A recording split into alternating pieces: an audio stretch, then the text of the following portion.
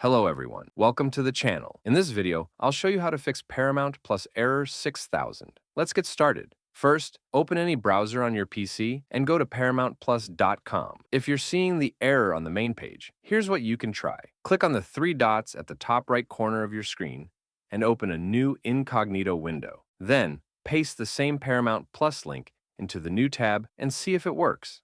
Sometimes browsing in incognito mode helps bypass temporary issues caused by cookies or cached data. If the error still shows up, the next step is to clear your browser's data. Again, click on the three dots, go to Settings, and from the left-hand menu, choose Privacy and Security. Under that, find and click on Clear Browsing Data. In the pop-up window, make sure to select all the checkboxes, then hit Clear Data.